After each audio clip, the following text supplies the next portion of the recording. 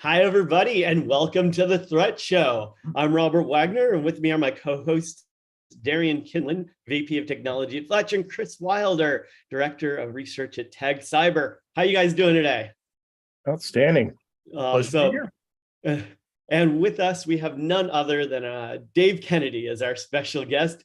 Dave is a founder of not one, but two InfoSec companies and the Chief Hacking Officer for both of those organizations as well, which is one of the coolest titles I've ever heard. Thanks for joining us today, Dave. Yeah, totally pleasure. Thanks so much for having me on. Look forward to it. You bet. So we've got a lot to cover today. We've got 5 threats that we're going to talk about in the burn down. And then in the second segment of the show, we're going to talk to Dave about some tactics that he can advise us with when it comes to securing organizations that should be particularly helpful for smaller organizations as well as large ones. So with that, Darian, what do we got going on in the world? We've got some very interesting stuff today, some new or evolving threat actors. And while it's not uncommon for us to talk about backdoors, today we might be talking about a very interesting front door vulnerability. So let's hop into the threats for this week. Right. It's a mix of, I would say, threat group updates, malware tactics changes, and some really unique vulnerabilities. So starting us off on this list, basically Trend Micro identified a brand new change to a subgroup of APT41 that updated their tactics. Now, this particular group loves to repurpose and reuse the standard pen test toolkit known as Cobalt Strike.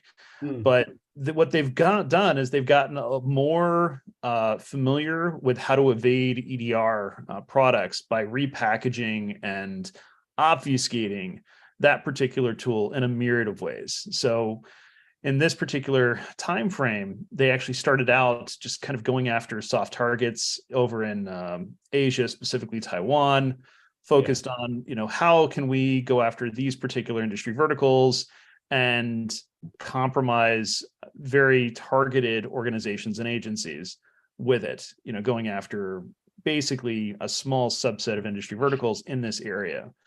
What they found was they got more successful in it.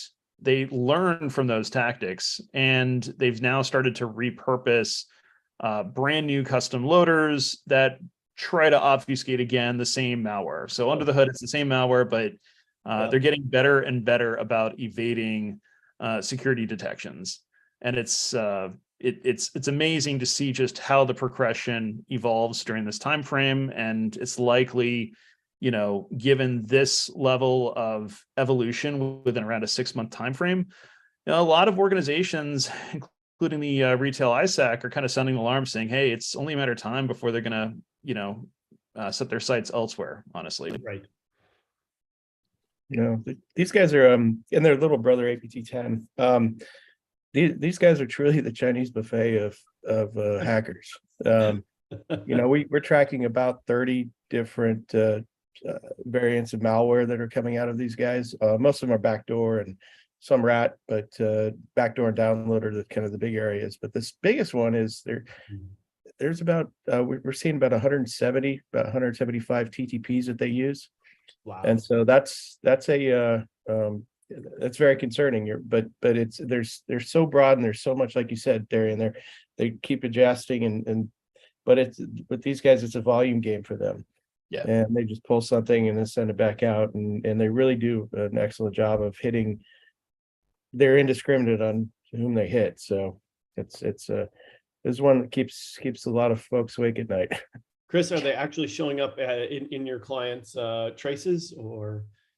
No, I do see them. I work with the government, especially right now in the stuff I'm doing with the State Department. Right. But and it's very MENA specific, Middle East, North Africa side of the world. But it's a concern, but it's not something that's keeping analysts awake at night, not keeping practitioners. And but it's a massive concern for the telecoms throughout the MENA region. Gotcha. What I thought was particularly interesting, I guess, about this is that you look at phishing campaigns, relatively low sophistication on the ones that have been identified, right? So they send a notice out saying, hey, there's been, sexual activity that's been, identified within you. And then they have you go to a Google Drive folder that contains a zip file, which contains a renamed docx that's actually got an executable extension.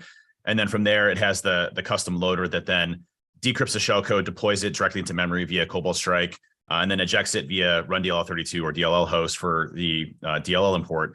And so when you look at the techniques, from a mature detection organization perspective, it's relatively easy to identify, and hopefully you're not allowing zip files with executables in them within your organization. But at the end of the day, the problem is that these techniques, most organizations don't have an extremely sophisticated detection program, and so you're running into this issue now where these types of attacks, even though the techniques that they're using aren't highly crazy, they're still highly successful in most organizations, and kind of gives you kind of an idea of the current state of most folks that are out there today. Right.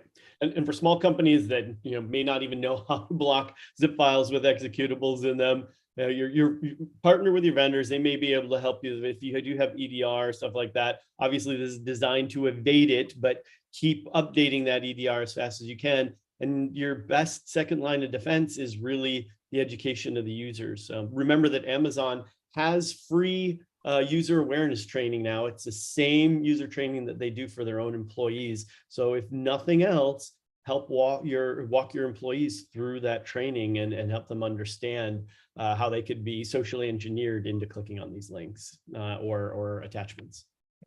Yep, great. And Defender does a pretty good job as well. So I would, if you don't have Defender in your tool bag, get it. Makes sense. All right. So next? Yeah, next on our list is a new threat group that, or new coverage for a threat group by Symantec that has identified kind of a tactic change, again, targeting Asian industry verticals. But what's kind of the most alarming of this is the fact that a commercial digital certificate authority was compromised as part of this campaign.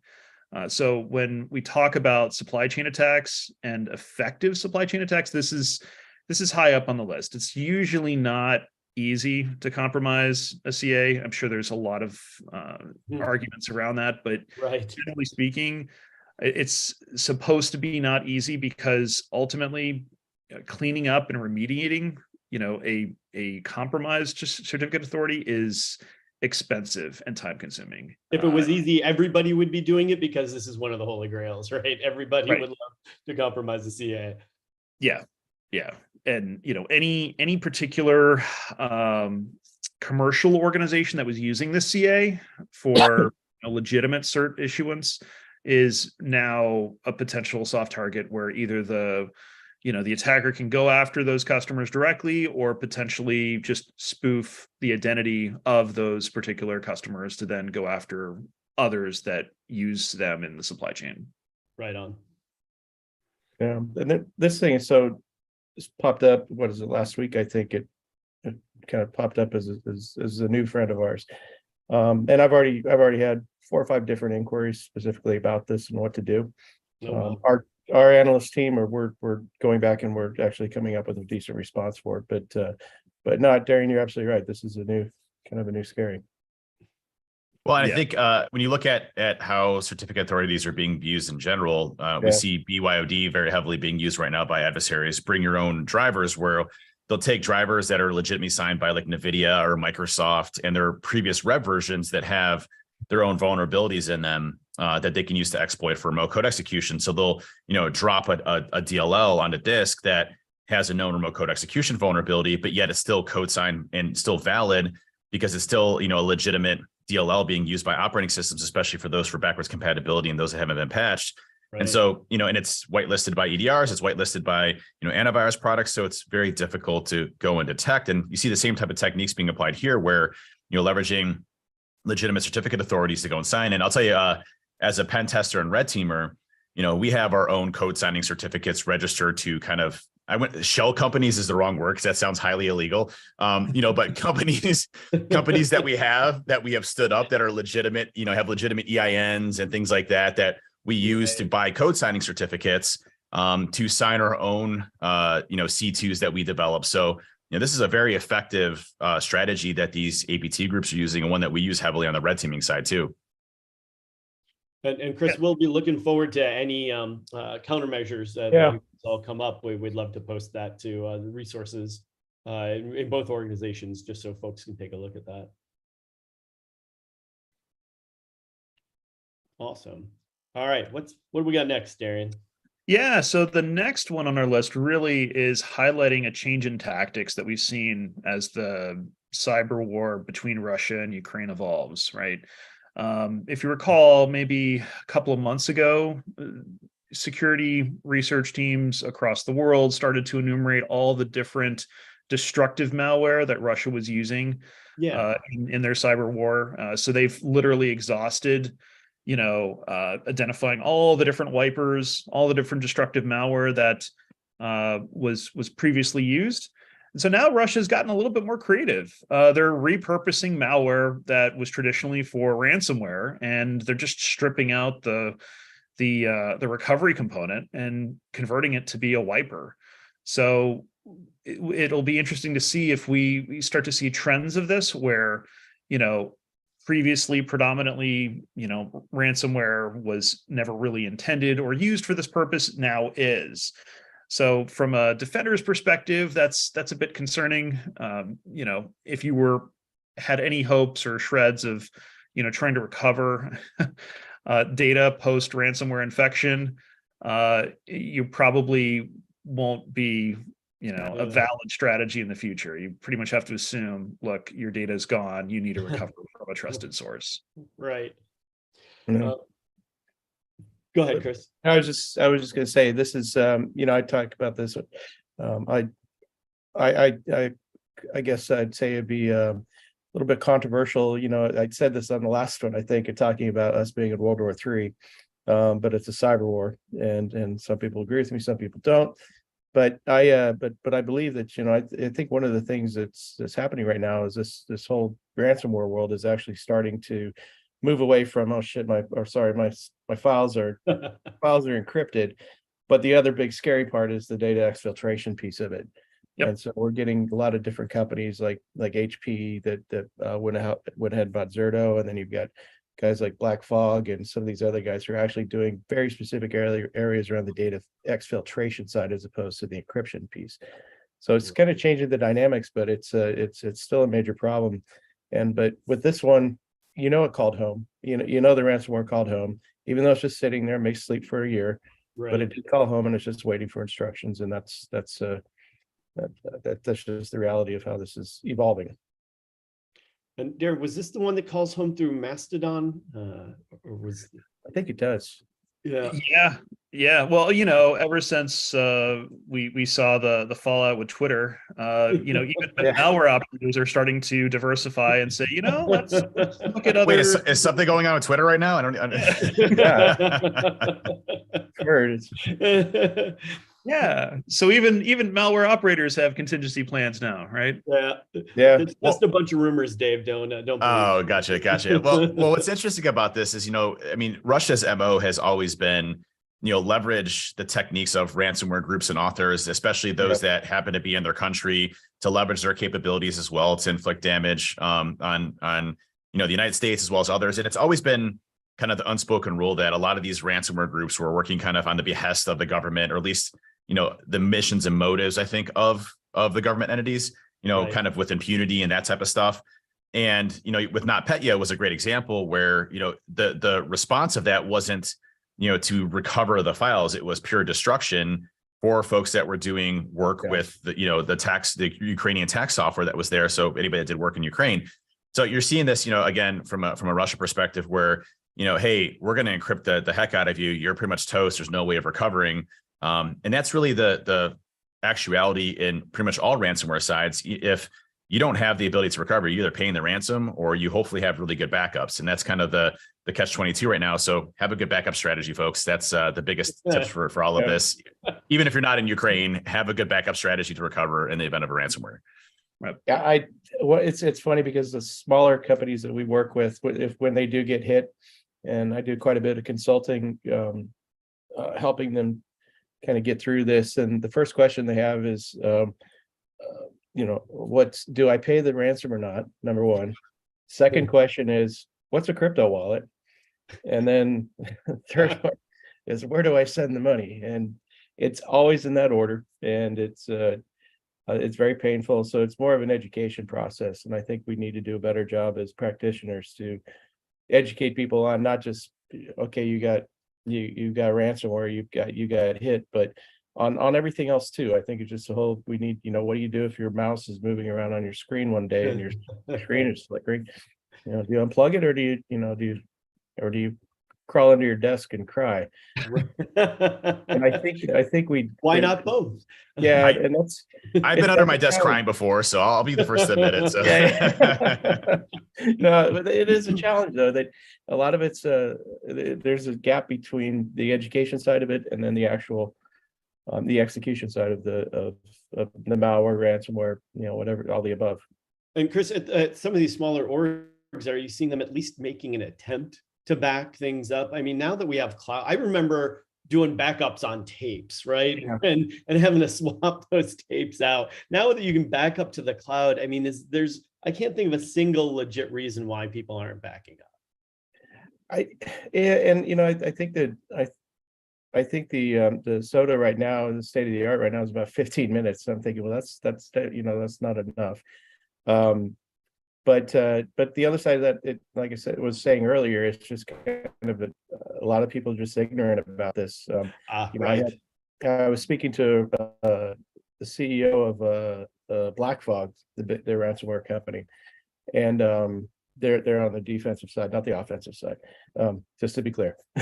Right. But I was talking to them, and they went in and they were talking about, how do I get these companies to get good hygiene in terms of doing backups? And one of the ladies came to them and said, "We're good." And she held up her key drive and said, "This is where our backups are." And we were like, "Oh, okay." So it's like I said, it goes back to just basic education and to giving people kind of the tools to be more situational aware and be able to at least remediate themselves. Did she actually have a legit corporate backup on that key drive, or was that like just her own computer that had been backed up? I think it was just her own computer. I hope it was. All right. Yeah. I think this goes into a larger discussion though on what businesses prioritize, and I think a lot of times, backup strategies, business continuity. I mean, even obviously cybersecurity are things that are really only afforded to mostly large organizations or enterprise, not necessarily small to medium-sized businesses. Right. And you look at small to medium-sized businesses, a lot of them predominantly cloud-centric nowadays, so they don't have to build their own IT infrastructure, and they assume, well, hey, everything's backed up and everything's good. Whereas we see adversaries now moving more towards cloud infrastructure attacks, and the same types of attacks happening on-prem are happening in cloud. So I think there's a perception issue that if you're cloud, you're secure. If you're cloud, you have backups, and that's not necessarily the case in most of these things that we're seeing now. Yeah, that's a good point. All the cloud providers should change their landing pages to, "Hey, have you backed your stuff up yet?" And then get into the rest of the detail about their organization. Yep. Well, the cost for a cloud data breach is about 2x the cost for an on-prem breach. So it's about in the big companies, about $4.5 to $5 million for an internal breach. But for a cloud breach, and it depends on the volume and value of the data and things like that. But we're seeing about 7 to 9 million on the cloud data breaches, which is scary. But the other side of that too is a lot of these breaches are coming out. They're grabbing just a tremendous amount of data. Yeah. And if you can get PII data, you can sell it for a lot more. But the average cost right now is about $150 to $175 per record. So the cost goes way up. Other things like Facebook stuff and all that garbage, that's that goes pretty cheap on the dark web. Sure. But the actual real data that is relatively valuable, there's a lot less of it, but they charge a lot more for it. Great insight, guys. Darian, what's next? Yeah, so next on our list is really an evolution of techniques that are now used by malware operators to try to achieve greater degrees of bulletproof hosting, right? So when we talk about this idea of Web3 technologies, you typically think of blockchains and Bitcoins, but it turns out that there's another aspect of it which involves decentralized bulletproof hosting, and it can be used for both good purposes and bad purposes. Interplanetary file system is what it's typically called, but you can think of it as like the next. Can we just take a moment? Can we take a moment and just reflect how awesome of a name that protocol sounds like? I mean, yes, I'm pretty sure it's what the Super Friends were using a long time ago. Yeah, I'm like, we've hit like spaceship level, intergalactic, like epic. We need to get rings that we can punch together. Yeah. Turn into a waterfall and Right. Sorry to digress, but I just had a shout out to that. Yeah, I mean, it just sounds amazing. You said what we were all thinking. I had the same. You're such nerds. They thought big about it, but right. At the end of the day, this is just another variant of what people already know as like BitTorrent, right? It's just, except now the endpoints are directly accessible over the web. And similar to like using and protecting your users against any sort of usage of unauthorized advanced technologies like Tor, for example, this is another one that you might want to strategically block, because otherwise it's going to be very hard for you to understand what the heck this content is, given just the amount of obfuscation or encoding that's going on with some of these web calls. And most defenders really don't have the time to go into details of, okay, what is this thing and how do I defend each and every individual, alert related to this, using this tech. Right on. Yeah. To build out the regex for that and implement it everywhere. That'd be real fun, right? It's equivalent to trying to, identify and block Tor, right? There's a whole bunch of different Tor nodes out there. And it's like, do you want to deal with this tactically or strategically? Right. Right. No, this one is we have a weekly analyst tribunal, I guess you call it, where we get together and up until about 6 months ago, there weren't really any startup vendors popping up that they're focusing on Web3. And so now we're starting to see a few more of these guys, specifically out of Israel, that are starting to really kind of to hammer down and start building companies just very specifically focused on Web3, because it's a whole different, in a distributed environment, it's a whole different set of challenges and problems. But with that, we also realized that there's not really anybody out there doing security around autonomous vehicles, which all have a lot of the same problems. And so I think you're going to see a renaissance of security companies popping up that are probably going to end up initially focusing on Web3, especially with our friends at FTX.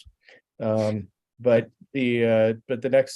think then you're going to start seeing kind of another wave of companies that are doing very specific cybersecurity within the rolling data centers, the autonomous vehicles. So. And speaking of physical things, let's transition to our last threat, which probably, depending on the technology you're using, could actually pose a different type of threat. Right. So it started out with, a researcher discovering kind of an obscure vulnerability in, physical access protocols that are used to get into and out of physical doors, right? And you're like, okay, well, how big of an impact is this really? Right. And it turns out that this particular vendor is actually used to protect, very secure infrastructures like the White House and the UK Parliament. So, in case you're in charge of trying to define and defend against physical threats, you might want to take a look to see if you're using any of these vendor products and deploy the patch pretty quickly, because essentially once an attacker uses the vulnerability, they can walk through the door as if there's no lock at all. And I can't imagine for someone that's responsible for a large physical campus or multiple campuses. I mean, we've been talking about S-bombs a lot recently. IoT bombs, bills of material, like really, again, asset management of literally things like door locks are now going to become necessary for you to stay up on top of things like this. It's just one more thing I have to worry about. Usually when the doors would open at my house is because of either the wind or my children. Well, it's like they keep implementing things that are even more harder for us to secure from a protocol perspective. I mean, you look at, DNS over TLS, it's like, what the hell are we supposed to do there? You look at this and it's just different ways of exfiltrating data, not having visibility into protocols or, it's continuously getting harder and harder for us. That's why it's so important to have visibility into like the initial access components, privilege escalation, lateral movement, looking at the whole kill chain. Yeah. But again, very complex to incorporate in most organizations. Yeah, that's a good point. And now that we have the apps for our garage doors and our doors and the Amazon was an Amazon door where they can come and drop a package in your garage. Yeah. Right. Those are becoming very, very big targets. And you'd think we would have learned. I mean, when the first couple of protocols came out just to create the internet, and we realized, oh, well, this isn't very secure. Everybody said that. They're like, this isn't secure. We need to learn from this and do better the next time. And then health devices, all of a sudden, nobody thought about it. And now our physical security devices, same problem. And we're just not learning. Yep. Fair enough. Awesome. Well, thanks for the burn down, Darian. Yeah. And now for the second portion of the show, let's have a chat with Dave. So for those of you that don't know, man, Dave, I'm on the spot now. Okay. you are on the spot. So Dave is Chief Hacking Officer of Trusted Second Binary Defense Systems. He's also co-authored a book, Metasploit: The Penetration Tester's Guide. He's been interviewed by multiple news organizations like CNN, MSNBC, BBC World News. You also are the co-host of your own podcast, Social Engineer, and you've spoken on a lot of other ones. And you also helped found a pretty cool standard around penetration testing called PTES that I think a lot of people have found incredibly helpful. You also have a really cool, you give back to the community so much. We'll talk a little bit about some of the tools you've given to the community, but you also do something outside of security for a charity work that's really cool. Tell us a real quick about that, Dave. Yeah. So, when I was a kid growing up in school, sports weren't really my thing, believe it or not. And so I was really focused on computers, building computers, programming. I used to do what are called MUDs. A lot of newer folks wouldn't know what MUDs are, multi-user dimensions, all text-based video games on BBS systems or bulletin board systems. And, my passion was always computers and technology. So I never was in the organized sports thing or stuff like that. And as of late in schools, there's been an alternative to folks that may not be physically fit or have the ability to go and do it, or, inner city schools that don't have the technological infrastructure to support programs like this. And so I started building esports gaming facilities and sponsoring them, funding them, building them out to give new scholarship opportunities, very similarly to what you'd see from a sporting perspective in the esports gaming facility side. So, legit way to play video games at school in an organized fashion, with teams and coaches, and you're playing other school districts and competing. And one of the school districts that I sponsored, Bedford, which is where I graduated from, the net median income is under 30,000, so well under the national average. Inner city schools really struck, by poverty. Kids don't have access to technology. I was able to go build my first esports gaming facility there, and the kids made it to nationals. And each year, it's creating 15 new full boat scholarship ride opportunities to college for these kids that would never ever have it. So I've been trying to come out with a new esports facility each year for new school districts. I'm just finishing and completing one just now to be announced hopefully in the next month or so. But really giving opportunity for kids to enjoy the sporting element, the sports side of the house from a technology standpoint, and also give kids access to technology. So I really enjoy that. I really enjoy giving back to, communities and folks that don't have the opportunity to go and do it. We'll have some really big news. It's been my dream since I started Trusted Sec to do something that will hopefully change the security industry as a whole, but I can't talk about that yet until next year. But really big news coming out that will be really big for community, inner city schools, things like that coming out soon. So, That is so awesome. Thank you so much for everything that you do for the community and outside of the community, David. That's fantastic. Yeah, I'll tell you the. Oh, sorry. Go ahead, I was Chris. gonna say, I got to laugh at you because my very first company was a chat software company, Mm. and my partner in that business was the guy who wrote The Secrets of the Mud Wizards. Yeah, And that's awesome. Wow. we kind of took it was like the next generation of IRC. That's awesome. Yeah, and I tried to push that memory away in my head a long time ago. I'd say the biggest satisfaction I get is, going into those schools and seeing the kids Yeah. all laughing and having fun. And then, I got a message from one of the kids that he's now in his third year of college, never would have had the opportunity to, and is going into cybersecurity, which is an awesome thing. So, really cool to see these kids progress and grow, and know that you had a helping hand in being able to change someone's life and kind of break the cycle. It's big for me. That's fantastic. So gentlemen, we're actually publishing this probably today, I think, but we three colleagues of mine at TAG, we wrote a giant resource deck for folks that want to get into cybersecurity and what are the resources. Mm. And it starts with veterans, but it goes all the way down into school and what are the things you need to, what are the traits you need to have, what can you do, and I'll be happy to share that with everybody as well. So That would be so nice cool. resource. Nice. And Dave, so besides what you've done for outside the community, I think so many people have learned from you. I've certainly learned from you and benefited you. You've dropped free tools like the social engineering toolkit, plus like a couple dozen more throughout your career. You helped develop the penetration testing standard and have even taught workshops on it. But I've been fortunate. I've gotten to see you at events. A lot of companies that don't have a full bore security team or don't have much budget for the maybe one half of a IT resource to do security, they struggle because they don't get to benefit from your advice. They don't get to go see the conferences. They may not know how to run tools from the command line. But from everything you've done, you've learned that even these folks can at least move the needle in their security defenses. What's some of the things that you've seen be effective for these smaller orgs that don't have a ton of resources? Yeah, I think you hit it right on the head there in a second, that a lot of organizations don't have dedicated security personnel. They're lucky to have one IT person or a third-party company they use from a managed service provider perspective. Right. So, companies range in the size of their IT org, their security org, et cetera.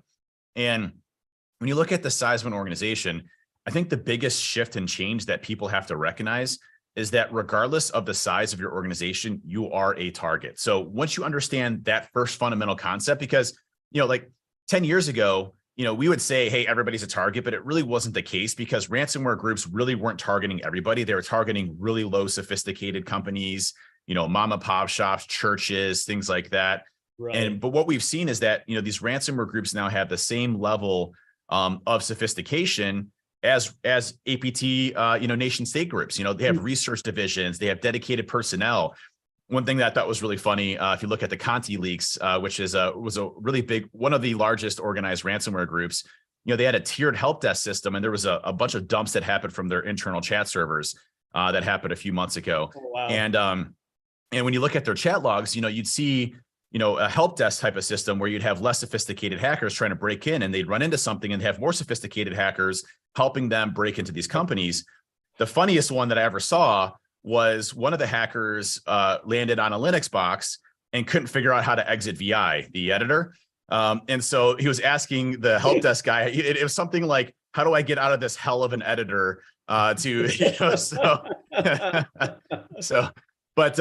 these groups are really well run. They're run like businesses. Most of the people that are in charge of these groups are business people. They're not hackers, and they employ hackers all across the world. So noticing that you're a target, I think is number one. Mm-hmm. And then what are the top things that you could do to really try to protect your infrastructure, your data, regardless if you're on-prem or cloud? And I think a lot of that goes to the basics. And we talk about the basics. It doesn't mean the basics are easy. It means that the basics are what's going to save you in the long run from some of these lower sophisticated attacks and ones that you're seriously going to see from these ransomware groups. Right. So I would say, starting off, Microsoft had a statistic from one of their most recent conferences that out of all of their Microsoft 365 customers, only over 87% do not have multi-factor authentication enabled. Right. Like that is number one. If you're a small business or a medium-sized business and you don't have multi-factor authentication enabled, please enable it right now. And don't default to the push notification side. Push notification should go away completely. I don't consider them a solid form of authentication because users there all the time and hit allow. Yeah. So I would even venture to say, if you're going basic, just use the text messaging feature. I know that doesn't sound very security-like of mine, but a text message feature is a heck of a lot better than push notifications.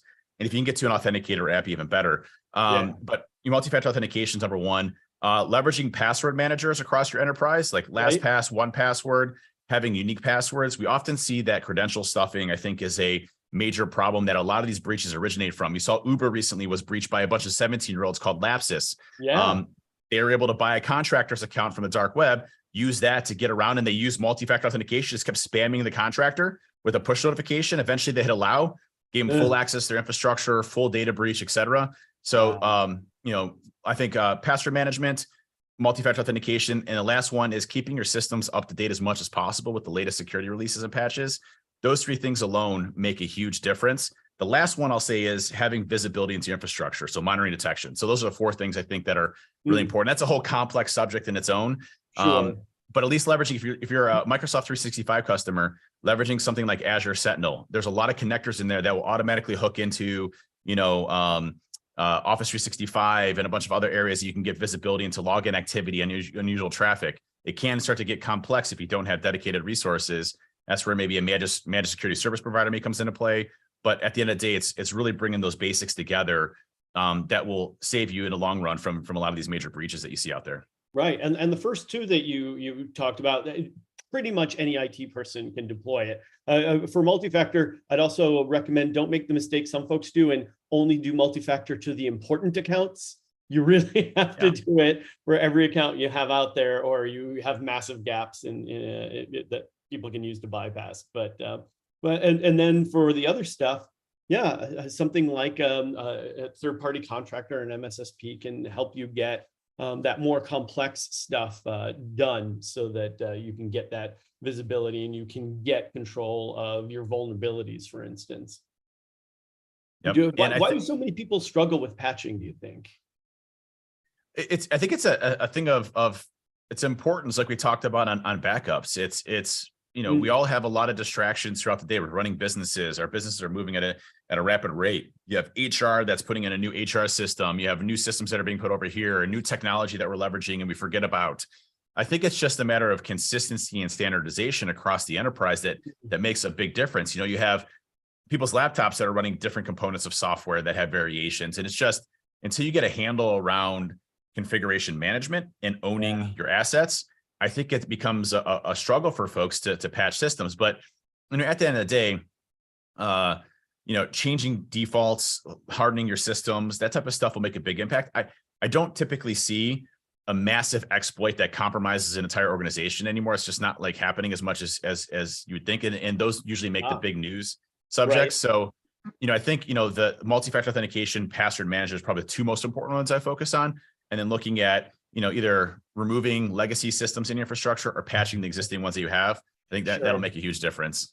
The legacy ones are the killers. That's usually like the business critical app running on it in the back office that nobody knows how to update or anything. It's probably running some old version of Java 6 or something on it, right? Yep. Yeah. And Chris, to add to that, what do you usually end up recommending to your smaller customers? Well, I think that's exactly the right advice. I mean, all the above. The only thing we really do try to push is just to make sure that they train and get their employees aware, and that's the only thing I'd add to it. And we talked a little bit about ransomware earlier, and all the strategies David was just talking about. The small companies really worry about ransomware, even if it's not the most prevalent attack. It's the one everybody worries about.